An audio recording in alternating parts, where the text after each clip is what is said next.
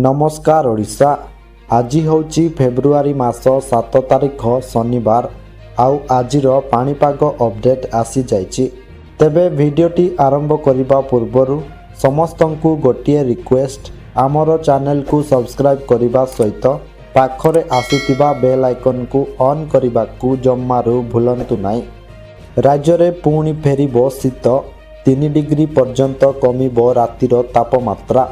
ओडिशा रे पुणी थरे शीतर प्रकोप बढ़िबा नहीं पूर्वानुमान करिछि आंचलिक पाणीपाग विज्ञान केन्द्र।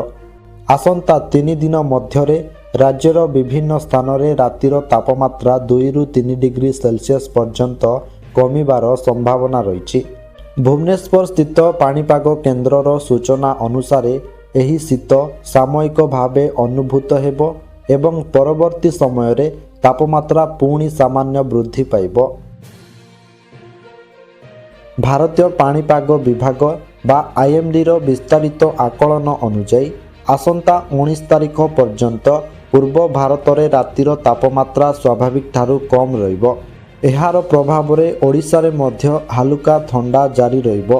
गत बुधवार राति रे जी उदयगिरी रे सर्वनिम्न तापमात्रा 7.8 डिग्री सेल्सियस रेकर्ड करा जाइथिबा बेले सेमिलीगुड़ा रे एहा 9.1 डिग्री रहिथिला। आगामी 2 सप्ताह पर्यंत राज्यवासी को एही हालुका शीतर अनुभूत मिलिबो बोली विभाग पक्षरु सूचना दिया जाइछि। अन्यपटे भुवनेश्वर स्थित आंचलिक पाणीपाग विज्ञान केन्द्र पक्षरु आज पाई गुरुत्वपूर्ण सूचना मिलिछि।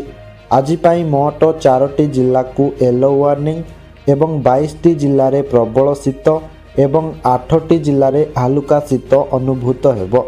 एहा सहित राज्यर समुदाय 30टी जिले में पाग सुखिला रहिबो बोली पूर्वानुमान करा जायछि। तेबे आज केउ केउ जिला को सतर्क सूचना दिया जायछि।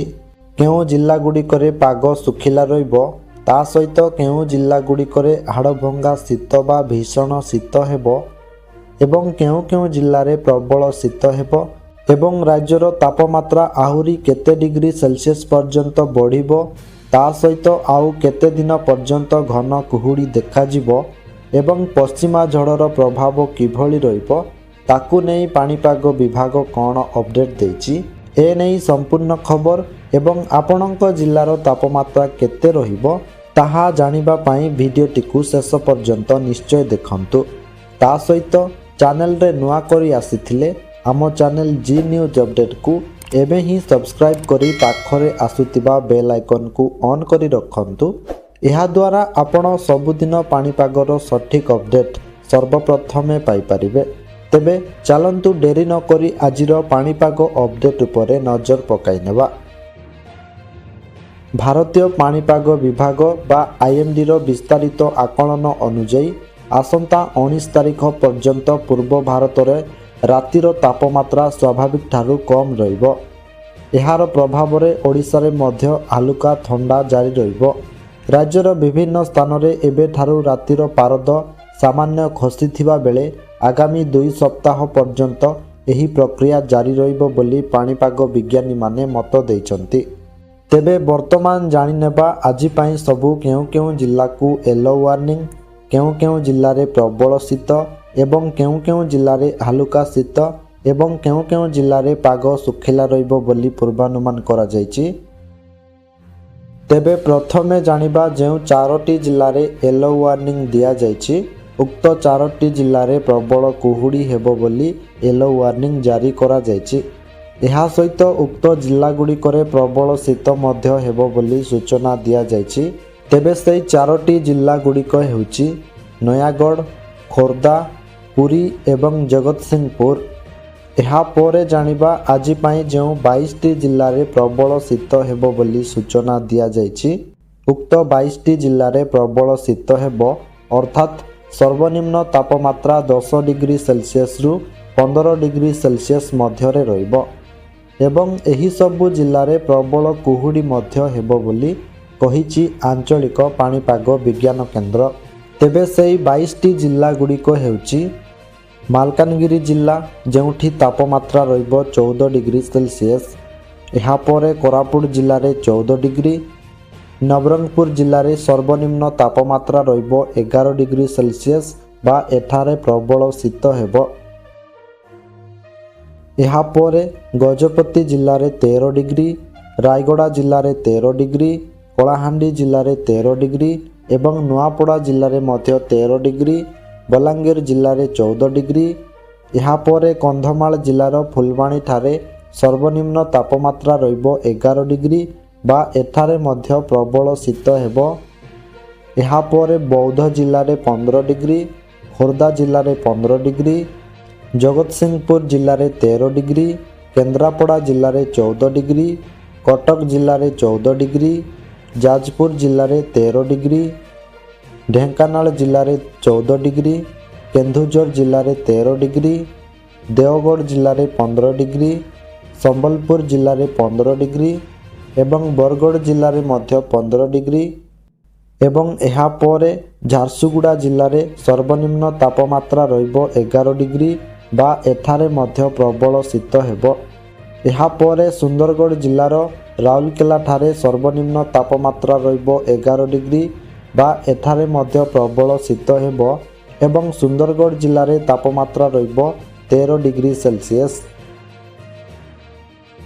ତେବେ ଏହାପରେ ଜାଣିବା ଆଜି ପାଇଁ ଯେଉଁ 8ଟି ଜିଲ୍ଲାରେ ହାଲୁକାରୁ ମଧ୍ୟମ ଧରଣର ଶୀତ ହେବ ବୋଲି କୁହାଯାଇଛି।